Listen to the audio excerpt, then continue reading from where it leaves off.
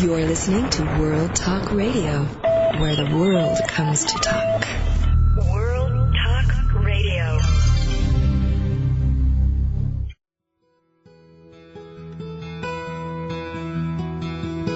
How did we get this far into a discussion of Abraham Lincoln without asking if he was gay?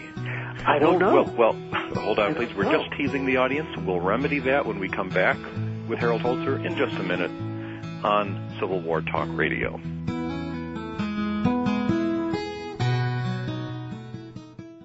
Have you let your website go stale? Wish you didn't have to wait for your web developer to return your call when you want to update content? You don't have to. Now you can easily and instantly manage your own website content using affordable Avalar technology. Avalar is a website development and hosting company that provides turnkey internet solutions for companies like yours that need to stay focused on core business. Avalar gives you the power to control your website and make updates and additions in real time without having to learn HTML or other complicated programming tools. Websites powered by Avalar feature capabilities that attract more customers and enhance relationships with existing customers. Avalar offers a multitude of leading-edge solutions, including lead generation and referral tracking, shopping carts and payment processing, membership management, and search engine optimization, to name a few. Take advantage of the full power of the Internet using Avalar technology at www.avalar.com. That's AVALAR.com. Vitality is a natural expression of health, success, and fulfillment, and yet it's rare to meet people bubbling with vitality. That's because most of us push ourselves too hard, and when we trigger the internal alarms that tell us to change our diets, attitudes, or activities, we ignore them. Allowing outside pressures to override our internal alarms undermines our health, sabotages our success, and limits our potential. If you're ready to reclaim your natural vitality, to begin living a life you love, visit thevitalu.com. You're listening to World Talk Radio, where the world comes to talk.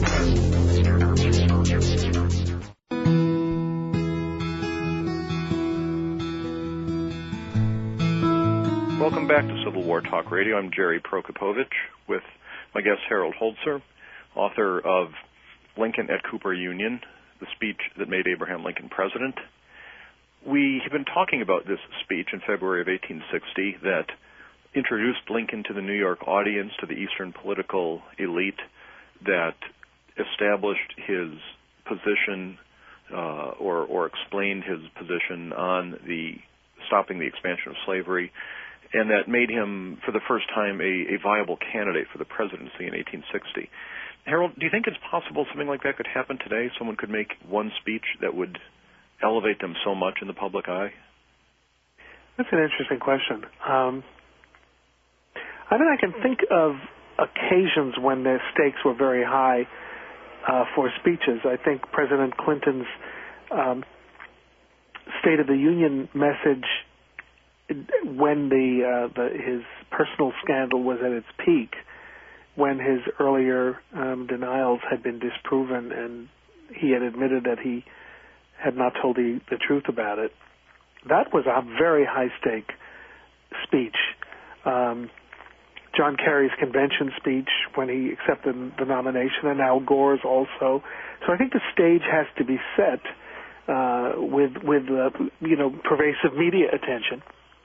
And I guess that was the case in a more primitive way in 1860, because the press was certainly there. And the stakes were high for precisely that reason. So, yeah, I think it could be. It could happen again. When I think about it, some of these, the ones you mentioned, are fairly good examples, and some of the famous speeches that come to mind, Nixon's Checkers speech, or going further back, Bryan's Cross of Gold speech. Yeah. These are famous speeches, but everyone already knows those speakers when they started. They're already famous. Yeah, well, that's true. You mean, Lincoln was certainly well known where he was. I mean, there is some exaggeration of the idea that he was, quote, unknown. He was just unseen in the East. He hadn't been to New York. He'd never spoken in New York. And in those days, you can't speak in Springfield and have it on Fox News at the same time. You needed to show your face. You mentioned the manuscript of the speech is missing. What's the story there? Missing and presumed dead. Well, Lincoln's genius was that he understood as did others at the time, but Lincoln particularly, that his speech had two audiences. One was the hearing audience, and one was the reading audience. Lincoln had to write in such a way that he would be able to read out loud and make the audience rise to its feet. But he also had to write seamlessly enough so that when the speech was reprinted, as he hoped it would be, it was read appreciatively all over the country. To make certain that this happened, he left a dinner in his honor after the speech, and boy, he must have been a tired man. He got up early, put the finishing touches on the speech, took a tour of Broadway, a walking tour, had his picture taken, went back to the hotel, got his manuscript, took a streetcar to Cooper Union, gave this 2-hour speech, sat there while there were more speeches, because in those days people didn't go out just for a 2-hour speech. That was just the appetizer. The main courses were the other speeches. You had to give the people what they came out of their homes for, and it was a 4-hour event. Then a dinner in his honor at a club in Greenwich Village, then back to the hotel, but not quite to the hotel. Must have been 11 o'clock or 12 o'clock at night. Lincoln detours across City Hall Park, which still stands, as it did then, and went up to the offices of the New York Tribune, where I suspect by pool arrangement they were doing the typesetting of the speech for all of the dailies. And he proofreads the speech, all 7,500 words against his manuscript, not once but twice, because he is determined to make sure that the transcription is perfect and that there are no flaws. He's seen his words distorted often enough, and he's seen the havoc that the Democratic newspapers played with his texts or his off-the-cuff speeches in the Lincoln-Douglas debates. And after the second round of typesetting, as was common then in a newspaper's composing room, when a page of manuscript is perfectly in type, you let the paper fall to the floor so it can be swept out and not confuse matters and be part of the further composing process and typesetting process. So I suspect that Lincoln just let all 50 pages or so fall to the floor one by one when he was satisfied about the typesetting, and with the rest of the stories of February 28th that were in the New York Tribune, they were swept away and eventually burned. So the good news is we can be fairly confident that the printed versions reflect what Lincoln wanted them to say. Yes, but we can also be equally confident that Lincoln kept revising. Yes, the New York Tribune version of February 28th, 1860 is the perfect version of the speech as it was read. When I used the book, I did not use that version because Lincoln authorized and participated in the adaptation of the speech for a pamphlet after it was reprinted in the newspapers. After it came out as a pamphlet, his host wanted to do another pamphlet, a pamphlet version that would be more handsomely bound, would be more expensive looking, and would contain Lincoln's sources that he had used for his research. So they called Lincoln up and they said, can you send me your footnotes? And he said, Lincoln was not a scholar, although he was scholarly. He was not a historian, although this speech was all about history. And when he was done, he was on to the next thing. So he said, I don't have any source notes. I didn't keep anything. I'm getting ready to do my next thing. He didn't say it that way, but that was the idea. So his young host had to recreate his research. He gave them a couple of hints. There are references in the text. And they did the footnoting in this final version, and also brought to his attention a couple of things he said that they thought weren't exactly accurate. And Lincoln acceded to their changes. We have correspondence in which he went back and forth and said, okay, I'll change this and I'll change this. Thank you for pointing it out. So I used that version with his host's footnotes, and I inserted in it the only record we have. It may not be accurate, but it's the only suggestion we have of how the audience reacted. Because the Democratic newspaper in town, the New York Herald, also printed the speech word for word, but they inserted audience reaction. Applause, cheers, cries out. Audiences were very participatory in those days, and I liked that, and I thought it belonged there, so I did this sort of hybrid amalgam edition for my book. So we have the words we know Lincoln approved, and we have, as at least one witness reports, the way people responded as he read the words. Exactly. I know all our listeners will want to take a look at this book and see what went behind the speech, what its content was, how it expressed Lincoln's views, and how it helped elevate him to the presidency. But, of course, this is all matters of substance, and let's just get to the chase now. Was exactly. Lincoln gay? Enough about facts. That's right. Let's get innuendo and character rumor. Yes, right. Why are people asking this question, and what's your take on the story? About Lincoln being gay? Yes. Well, I don't think it's... I really shouldn't say character assassination, because I think it comes out of this sense that people have had for generations that Lincoln belongs to everybody and everybody identifies with Lincoln. In fact, the people who have advanced this theories are gay and are scholars of gay history. You're referring to C.A. Tripp? C.A. Tripp and Larry Kramer, the head of ACT UP, the activist organization, the anti-AIDS activist organization in New York, who started this whole thing by saying years ago that he had discovered the long-lost love letters of Lincoln and his longtime roommate, Joshua Speed, under the floorboards of Speed's mansion. By the way, he later admitted to me in a phone call that he made it up, but I said that was obvious for any of those who've studied manuscripts, that the idea that manuscripts would survive under a floorboard in the South for 150 years was a little bit... a little bit of a stretch, certainly. A stretch to begin. As I recall, when he was floating that story that he had, one version was that he had Speed's diary, I believe. But whatever it was, Love Letters' diary was under the floorboards. Right, and the universal reaction among everyone I heard was, that's fabulous, that's great, let's see it, and nobody took the bait of saying, oh, how awful. Well, I tried desperately to reach him. I mean, I know where he lives. I know people who live in his building. I've met him. I've seen him. And I tried desperately to get in contact, and he wouldn't call me. And one day I was walking through the Metropolitan Museum on my way to lunch, and someone saw me in the elevator and said, my uncle would love to talk to you. And I said, that's nice. Who's your uncle? And she said, Larry Kramer. And I said, really?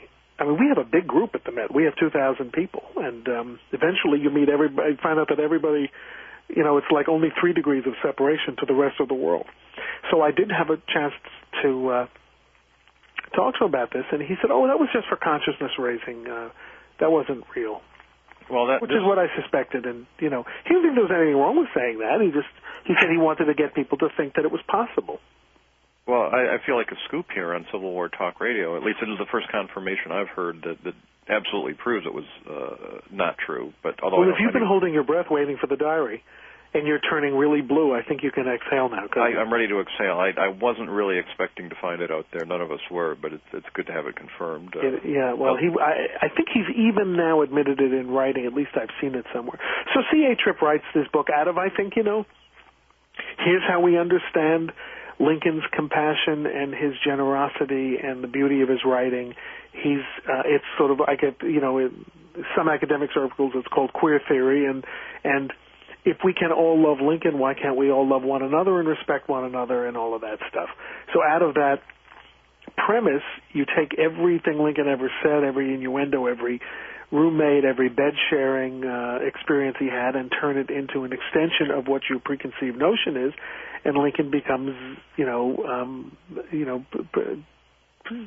becomes gay in the view of C.A. Tripp and those who agree with him. Even Jean Baker, a historian that I know I have long respected, she's written wonderful biographies of Mary Lincoln and Adlai Stevenson and done wonderful work on the origins of the Republican Party, was convinced enough to write a foreword to the book in which she said, this explains everything. This explains why Mary Lincoln was so unhappy, because Abraham Lincoln wasn't really interested in her.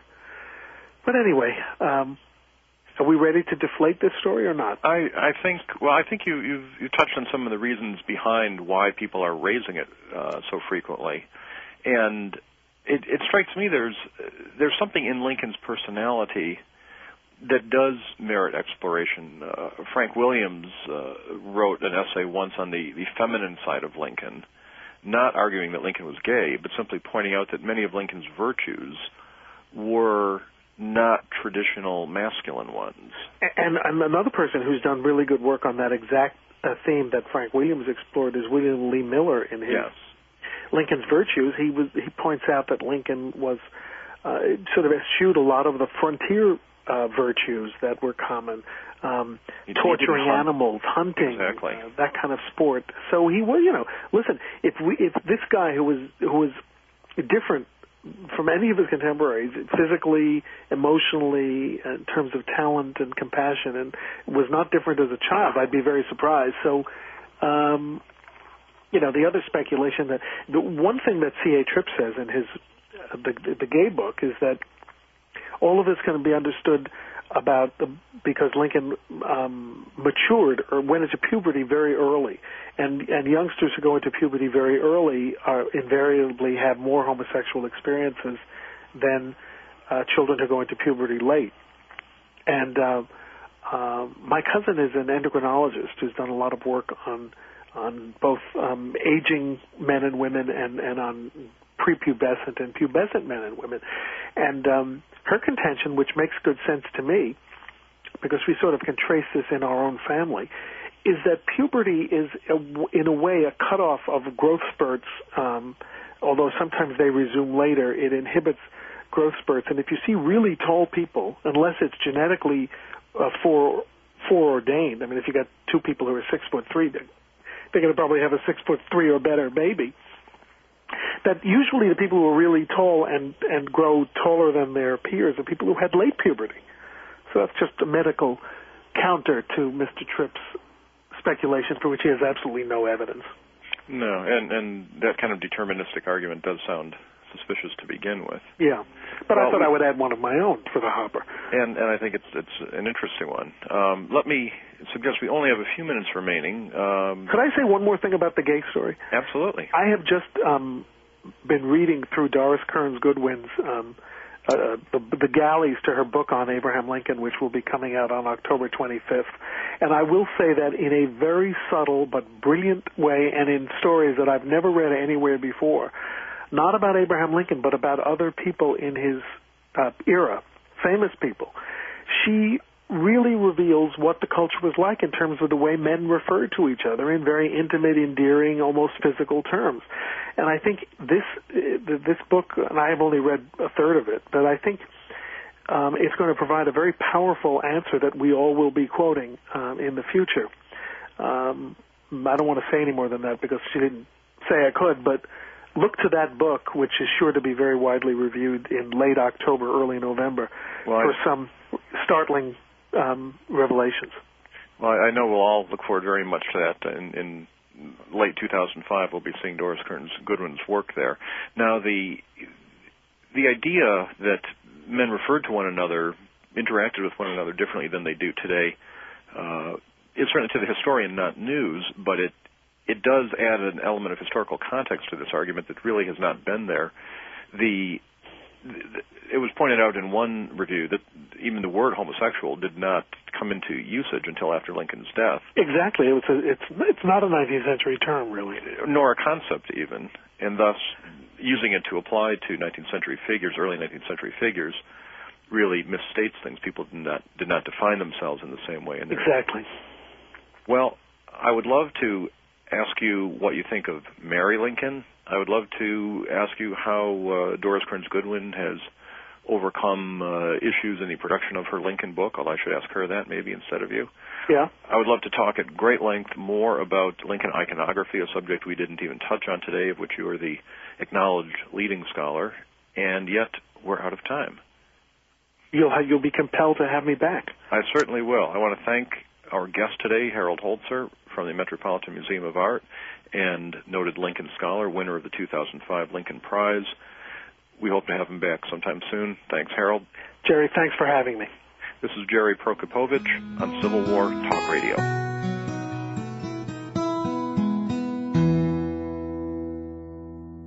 You're listening to World Talk Radio, where the world comes to talk. World Talk Radio.